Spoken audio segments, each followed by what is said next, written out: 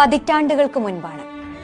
അന്ന് ഇന്ത്യൻ പ്രധാനമന്ത്രിയായിരുന്ന ജവഹർലാൽ നെഹ്റു ഒരു സൈനിക ക്യാമ്പ് സന്ദർശിക്കുന്ന വേളയിൽ ക്യാമ്പിന്റെ ഭാഗമായ മിലിറ്ററി ആശുപത്രിയിൽ ചികിത്സയിൽ കഴിയുന്ന പട്ടാളക്കാരെ കൂടി കാണാനും അവരെ അഭിവാദ്യം ചെയ്യാനും തീരുമാനിച്ചു.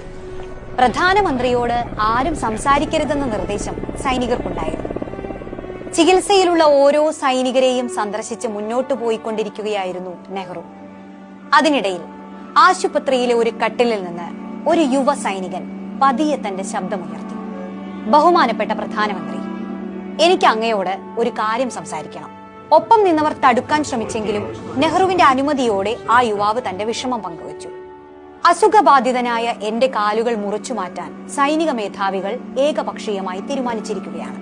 ഈ തീരുമാനത്തിന് എന്റെയോ എന്റെ കുടുംബത്തിന്റെയോ അനുമതിയില്ല. ഈ ശസ്ത്രക്രിയയിൽ നിന്ന് എന്നെ ഒഴിവാക്കി തരണം. അതുമൂലമുണ്ടാകുന്ന ഏത് അപകടത്തിനും ഞാൻ മാത്രമായിരിക്കും ഉത്തരവാദി. ഏറെ ധൈര്യത്തോടെയും ആത്മാഭിമാനത്തോടെയും സംസാരിച്ച ആ ചെറുപ്പക്കാരനെ സാഗൂതം നോക്കിക്കൊണ്ട് ജവഹർലാൽ നെഹ്റു കടന്നുപോയി. അക്കാലത്ത് സൈനികരുടെ ചികിത്സയുമായി ബന്ധപ്പെട്ട കാര്യങ്ങൾ സൈനിക മേധാവികൾ തന്നെ തീരുമാനിക്കുന്ന വ്യവസ്ഥയായിരുന്നു നിലനിന്നത്. തിരിച്ചെത്തിയ ശേഷം നെഹ്റു ഒരു ഉത്തരവ് പുറപ്പെടുവിപ്പിച്ചു. സൈന്യത്തിൽ ഇത്തരമൊരു തീരുമാനം എടുക്കുന്നതിന് മുൻപ് ഇനി രോഗിയുടെയോ രോഗിയുടെ ബന്ധുക്കളുടെയോ അഭിപ്രായം ആരാഞ്ഞിരിക്കണം. അങ്ങനെ നെഹ്റു വഴി രക്ഷപ്പെട്ട് കിട്ടിയ കാലുകളുമായി ആ യുവാവ് സൈനിക സേവനം അവസാനിപ്പിച്ച് നാട്ടിലേക്ക് മടങ്ങി. നാട്ടിൽ ചികിത്സ തുടർന്നു. അത്ഭുതകരമെന്നോണം കാല് മുറിച്ചു മാറ്റാതെ തന്നെ പതിയെ അയാളുടെ അസുഖം ഭേദമായി. ഒരിക്കൽ മുറിച്ചു മാറ്റാൻ ആവശ്യപ്പെട്ട കാലുകളുമായി അഭൂതപൂർവമായ ചുവടുകളോടെ അയാൾ ഒരു യുഗം തന്നെ നടന്നു തീർത്തു.